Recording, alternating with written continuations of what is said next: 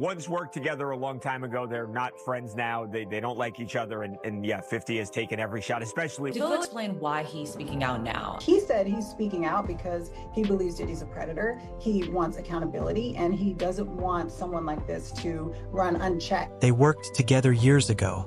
Now there's nothing left between them but open hostility. No friendship, no respect. Just a long-running rivalry that's turned personal.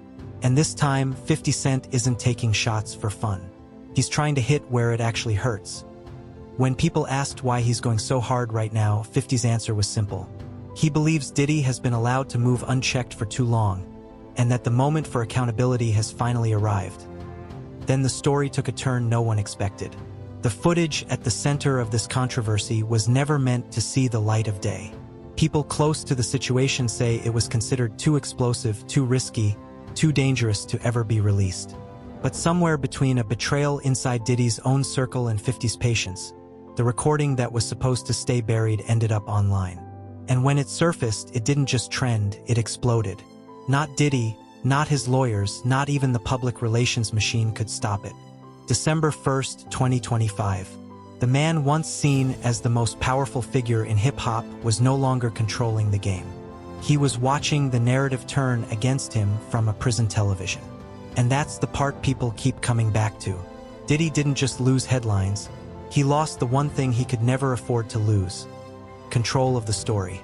Out in front of this and tried to persuade Netflix not to come forward with it. I think it's an interesting argument because what they're claiming is, Curtis Jackson, aka 50 Cent, has had a long-standing, animosity against Diddy and sort of vice versa. And because he's at the helm, they're arguing this can't be taken seriously. This should sort of be seen as propaganda. And one of the things that Netflix hit back with was, yes, he's the executive producer. He doesn't necessarily have creative control. And that's something That's why the Netflix release is being framed as more than just a documentary. Plays like a public takedown. And the person holding the spotlight isn't a prosecutor. It's his oldest rival. Before the premiere, Diddy's legal team reportedly tried to stop the project, arguing it was essentially propaganda with 50's fingerprints all over it. Netflix pushed back, saying 50 didn't have creative control over the final cut. Then, the night before the premiere, Diddy's side allegedly escalated with a cease and desist, claiming the entire project was built on stolen footage and private recordings never meant to be made public. And those recordings are what changed everything. According to how the docuseries presents it, the footage shows Diddy in the days leading up to his September 2024 arrest, ranting, panicking, and demanding loyalty from people who were already pulling away. The irony is harsh. The cameras meant to protect his image may have captured the moments that damaged it the most. Viewers see him pacing inside a hotel suite, snapping at people around him, barking at lawyers, speaking like someone trying to put out fires before they erupt.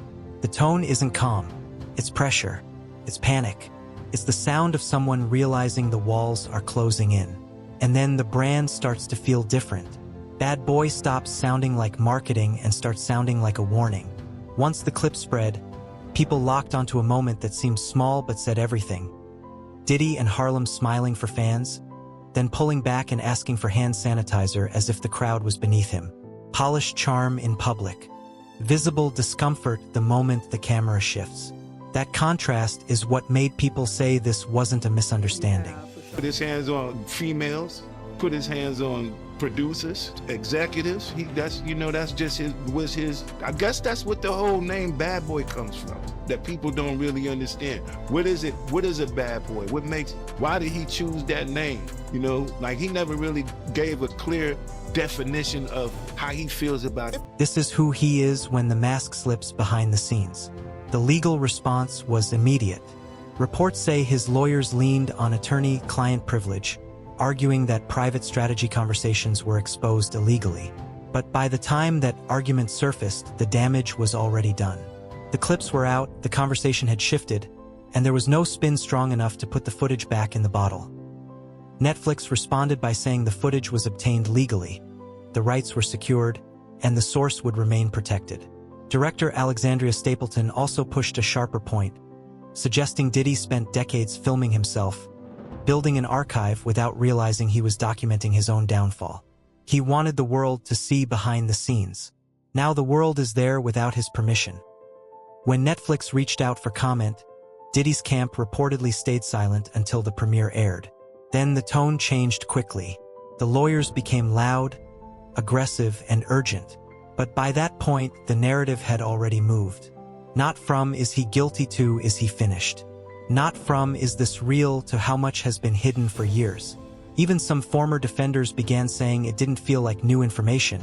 It felt like missing pieces finally falling into place. That I have about the documentary, it was just old news, and they took a couple of with the footage from Puff from the days that's leading up him to get arrested, the incidents with the people from the courts, the two people from the courts. So it was nothing new. The twist wasn't just what was on the tape, but how it surfaced. Michael Oberle, the man hired to document Diddy's life for over 2 years, said he didn't leak anything. He claimed that while he was out of state for 3 days, someone inside Diddy's inner circle covered for him, and during that window, the footage was taken. 3 days was all it took for the most damaging material to end up in 50's camp. Oberle's side called it a betrayal of trust. Online, people called it karma. The documentary then presents what it frames as the final piece. A clip where Diddy is allegedly seen or heard pressuring someone close to him after showing them an explicit party video, using exposure as leverage. The moment doesn't come off as flirtation. It lands as control through fear, shifting the public conversation to one word: coercion. From there, the series widens the lens, revisiting the famous white parties. Glamorous on the surface, but contrasted with reports of complaints, police calls, and guests wandering outside at dawn, dazed and disoriented. The documentary connects that culture to lawsuits over the years, including allegations involving a minor in the late 1990s, a security guard in the mid-2000s, and a former adult performer who said she was groomed. The message stays the same throughout. This wasn't random. It was systemic. Look at how many people he affected negatively. That was his trade-off to gain what he had. His former bodyguard, Gene Deal, said he seen him doing a ritual where they dub. What is that? And I feel like it's being overlooked because they see him doing the dance moves with the baggy clothes. Some of the ladies in his videos were trained. The series then cuts back to what it presents as Diddy's own words before his arrest. It claims he's caught on camera telling his lawyers they're losing, snapping back when someone tries to reassure him. It plays like real-time panic. Not someone managing a crisis, but someone realizing he can't control it. As celebrities reacted, the divide grew louder. Ja Rule criticized 50 and called him a dry snitch. Marlon Wayans warned about karma, then faced backlash when 50 shared older footage linking him to the party scene. Joe Budden took a harder stance, arguing the documentary isn't just about Diddy, but about the system that protected him. Labels, lawyers, executives, artists, everyone who benefited while the money kept flowing. That's where the conversation turns dangerous. It stops being about one man and becomes about an entire machine. Empires built on silence only survive as long as people stay quiet, and that silence is gone. Whispers turn into testimonies. Rumors turn into lawsuits. People who stayed quiet for years start speaking out. The more they talk, the clearer it becomes. This doesn't look like one downfall, it looks like a system unraveling. And systems don't run on emotion. They run on money. That's why Kim Porter's 2018 death keeps getting pulled back into the discussion. Officially ruled natural causes, her name continues resurfacing, with the documentary suggesting what she knew may be part of why questions remain. Meanwhile, legal pressure keeps building. Lawsuits are stacking up. Former employees, producers, and people tied to the inner circle are now fighting over what they claim happened and what they believe they're owed. What used to be handled quietly through NDAs and settlements is now open legal conflict. In the public eye, these cases aren't just being framed as justice, they're being seen as payback. And the timing matters.